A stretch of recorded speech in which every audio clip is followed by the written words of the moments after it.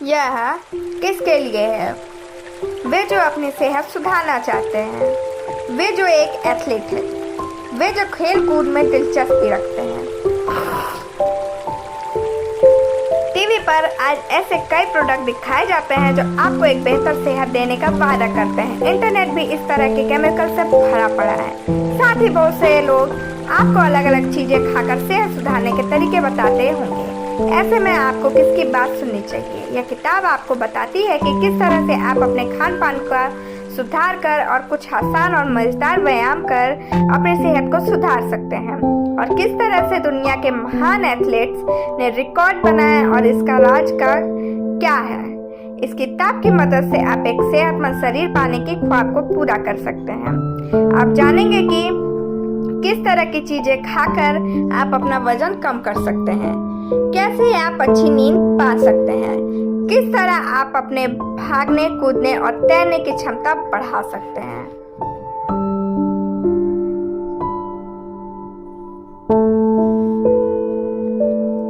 एक सही शरीर पाने की सफर की शुरुआत कीजिए। किसी भी काम को बेहतर तरीके से करने के लिए हमें खुद को उस काम के लिए समर्पित करना होगा। लेखक ने कुछ ऐसा ही किया। 10 साल तक वे अलग अलग एथलीट और साइंटिस्ट से मिलते रहे और यह जानने की कोशिश करते रहे कि क्या करने से एक व्यक्ति अच्छी सेहत पा सकता है। लेखक ने पाया कि किसी काम को करने के लिए हमें सिर्फ उतनी ही मेहनत करनी चाहिए जितने से हमें नतीजे मिल जाएं। इस कॉन्सेप्ट को मिनिमम इफेक्टिव डोज कहा जाता है, जिसे आर्थर जोन्स ने बनाया था। उनके हिसाब से ज्यादा काम करने से नतीजों पर बुरा असर पड़ता है। आर्थर जोन्स के इस कॉन्सेप्ट को ब्रायन मैकेंजी नाम के एक एथलीट ने अपनाया। इससे पहले वो हफ्ते में 24 से 30 घंटे ट्रेनिंग किया करता था, जिससे उस पर और उसके रिश्तों पर दबाव पड़ रहा था। लेकिन इस तरीके को अपनाने के बाद वे सिर्फ 6 से 7 घंटे ट्रेनिंग करने लगी। इसका नतीजा यह हुआ कि वे एंजेलेस क्रेस्ट 100 मील रेस में चौथे स्थान पर आए। मिनिमम इफेक्टिव डोज को अपनाने से पहले आपको उस पल से गुजरना होगा जब आपको लगे कि अब आपको अपनी हालात सुधारने के लिए कुछ करना चाहिए। ब्रायन को लगा कि अगर वो इस तरह से ट्रेनिंग करता रहेगा तो उसके रिश्ते टूट जाएंगे और साथ ही वो बीमार भी पड़ जाएंगे। उन्हें लगा कि अब उन्हें अपनी मौजूदा हालत सुधारने के लिए कुछ करना चाहिए। चैड फॉलर लेखक के दोस्त हैं और इन्फोइथर कंपनी के सीटीओ हैं। वे बहुत मोटे थे, कपड़े खरीदते थे। वक्त उन्हें लगता था कि वे चाहे कुछ भी पहन लें, अच्छे नहीं लगेंगे। यही वो पल था जब उन्हें लगा कि अब उन्हें कुछ करना चाहिए। इस पल को हम हराजुकु मोमेंट कहते हैं। इसके बाद उन्होंने अपने खाने पीने को ध्यान दिया और कार्डियो ट्रेनिंग की, जिससे 1 साल में उन्होंने 32 किलो वजन कम किया। स्लो कार्ब डाइट और प्रोटीन युक्त नाश्ते के साथ अपना वजन कम कीजिए। आइए देखें कि स्लो कार्ब डाइट क्या होता है और इस डाइट को अपनाते वक्त आपको किन नियमों को मानना होगा। सबसे पहले आप व्हाइट कार्बोहाइड्रेट्स लेना बंद कर दीजिए। यह ब्रेड, चावल, आलू, पास्ता, टोर्टिला और अनाज में पाया जाता है। इसके बाद आप जो खाना खा रहे हैं वही रोज खाते रहिए। आपको इन 3 कैटेगरी के भोजन खाने होंगे। मेन प्रोटीन: अंडे, मांस, chicken, legumes, black beans, red beans, soybeans, borlotti beans और लेंटिल्स। सब्जियां: ब्रोकली, गोभी, पालक, एस्पैरेगस, मटर, ग्रीन बीन्स। इस तरह का खाना खाने से आपका वजन नहीं बढ़ेगा। आप फ्रूट जूस, दूध, बियर या सॉफ्ट ड्रिंक मत पीजिए क्योंकि इनमें बहुत कैलोरी होती है। इनकी जगह पर आप पानी पीजिए या फिर बिना चीनी की चाय या कॉफी पीजिए।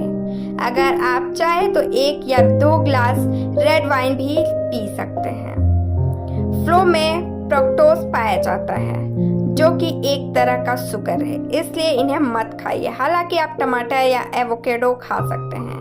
हफ्ते में 1 बार आप वो खा लीजिए जो आप खाना चाहते हैं। आप बर्गर, पिज्जा या कुछ भी खा सकते हैं। इससे आपका मेटाबॉलिज्म बढ़ जाएगा जिससे फैट कम हो जाता है। आप कभी अपने सुबह का नाश्ता करना मत भूलिए। सुबह कम से कम 20 ग्राम प्रोटीन लीजिए। इससे कार्ब खाने की तलब कम हो जाती है। अगर आप नाश्ता नहीं करेंगे तो शाम को आपको भूख लगेगी और अनजाने में आप ज़्यादा खाना खाएंगे। रशियन केटलबेल स्विंग और ओकैम्प्स प्रोटोकॉल मेथड का एक सहारा लेकर आप एक बेहतर सेहत पा सकते हैं। सियन केटलबेल स्विंग एक मजेदार एक्सरसाइज है जिसकी मदद से आप अपना वजन कम कर सकते हैं। आइए देखें इसे कैसे करते हैं। सबसे पहले आप केटलबेल को अपने पैरों के बीच में रख लीजिए। इसके बाद आप नीचे झुकिए ताकि वो केटलबेल जमीन को छू दे और फिर तुरंत ऊपर उठ जाइए। इसी तरह से आप इसे 15 बार कीजिए। इस बीच आप अपना सिर सामने की रखिए और यह कोशिश कीजिए कि केटलबेल जमीन पर हमेशा सी जगह को छुए जहां उसने पहली बार छुआ था।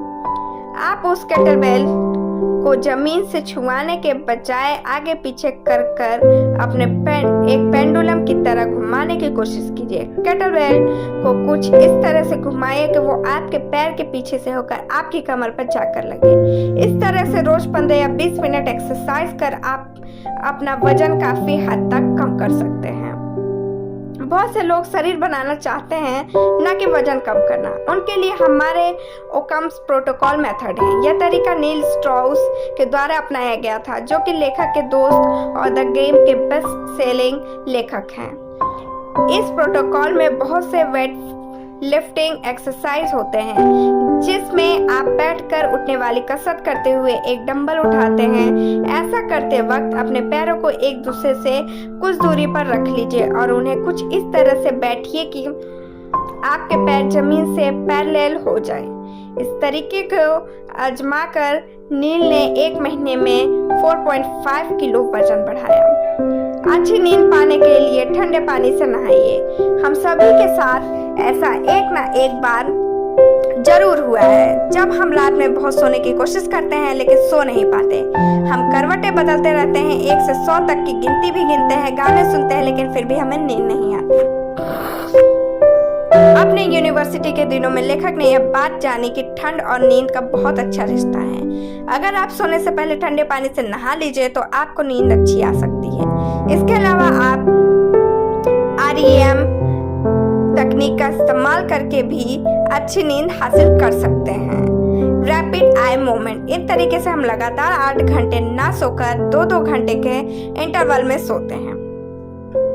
REM को आप एवरीमैन मेथड की मदद से कर सकते हैं। इसमें आप 4 से 5 घंटे लगातार सोते हैं और फिर 20 मिनट के लिए दिन में 2 बार सोते हैं। इस तरह से आप एक दिन में सिर्फ 5.2 घंटे सोकर भी अपनी नींद पूरी कर सकते हैं। या फिर आप ट्यूबरमैन मेथड का सहारा ले लीजिए। इस मेथड में आप सिर्फ 2 घंटे ही सोते हैं। हर 4 घंटे पर 20 मिनट के लिए सो जाइए। इस तरह से एक दिन में आप 6 बार सोएंगे, लेकिन अपने इंटरवल ज़्यादा से ज़्यादा 4 से 5 घंटे का ही रखिए।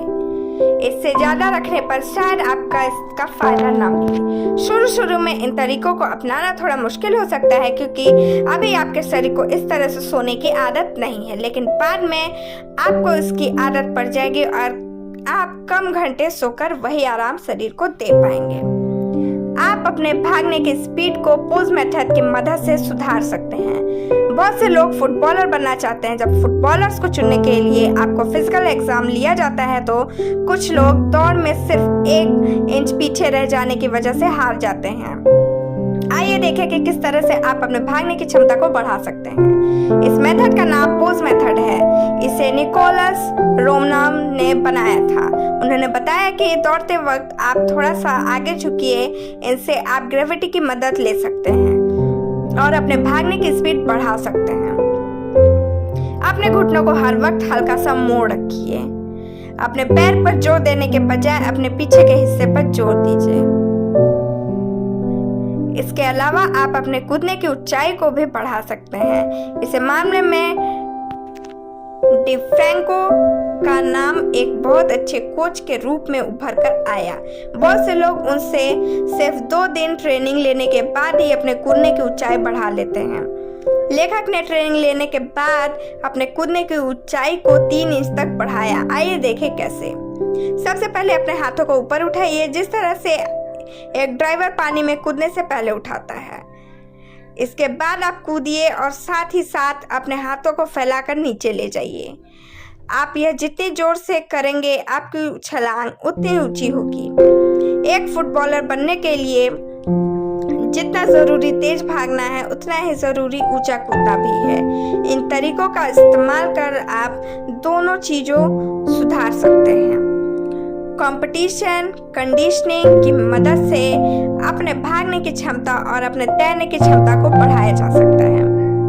कंपटीशन कंडीशनिंग सुनने में यह नाम जितना भयानक लगता है, असल में उतना ही आसान है। इस तरीके का इस्तेमाल एलाइसन फेलिक्स ने वर्ल्ड रिकॉर्ड बनाने के लिए किया था। उस तरीके का इस्तेमाल कर आप अपने भागने की स्पीड को सुधार सकते हैं। आइए इसे समझते हैं। इसमें आप 100 मीटर की दूरी को 23.8 सेकंड में चलकर तय करने की कोशिश करते हैं। आप इस दौरान जितना तेज हो सके उतना तेज चलने की कोशिश करते हैं। जब आप बहुत तेज चलने की कोशिश करते हैं तो आपका मन भागने को करने लगता है, लेकिन आप फिर भी बस चलते रहते हैं। इससे समय के साथ आपके भागने की स्पीड काफी हद तक सुधर जाती है। अब आइए हम जानें कि किस तरह आप अपने तैरने की स्पीड को बढ़ा सकते हैं। इसके लिए आप टोटल इमर्शन टेक्निक का इस्तेमाल कर सकते हैं। इसका सहारा लेकर आप एक ही स्ट्रोक में 2 गुनी दूरी तय कर सकते हैं। सांस अंदर खींचते वक्त अपने शरीर को मोड़ने की कोशिश कीजिए, न कि अपने हाथों या पैरों के सहारे आगे बढ़ने की। इससे आप कम से कम कोशिश करके ज़्यादा दूरी तक जा सकते हैं। हमेशा सामने की तरफ देखते रहिए, जिससे आपका शरीर पूरी तरह से सम्मिलित हो। अपने हाथ को नीचे की तरफ ले जाकर पानी को धक्का दीजिए और साथ ही अपने हाथ को फैलाइए, जिससे आप लंबे से लंबा स्ट्रोक मार सकें। आप ज़्यादा से ज़्यादा स्ट्रोक मारने के बजाय लंबे से लंबा स्ट्रोक मारिए, जिससे आप दूर तक जा सकें। सारांश: एक अच्छी सेहत और अच्छा स्टेमिना होने से आप अपनी ज़िंदगी को अच्छे से जी सकते हैं। इसके लिए आप अपने खान पान पर ध्यान दीजिए और साथ ही कुछ कसरत कीजिए। अलग अलग तरीके अपनाकर आप अपने भागने और कूदने की क्षमता को बढ़ा सकते हैं। अपने खाने के साथ रोज 1.5 चम्मच लौंग खाइए। लौंग खाकर आप अच्छा और तंदुरुस्त महसूस कर सकते हैं। इससे आपके ग्लाइसेमिक लेवल में 29% कम हो जाते हैं। ग्लाइसेमिक लेवल यह दिखाता है कि आपके खाने में कितना कार्बोहाइड्रेट है, जो बदले में आपके शुगर लेवल को चेक करता है। लौंग खाकर आप अपने शुगर लेवल को कम कर सकते हैं और साथ ही अपने वजन से भी छुटकारा पा सकते हैं। आज के लिए बस इतना ही। Thank you, bye bye, take care.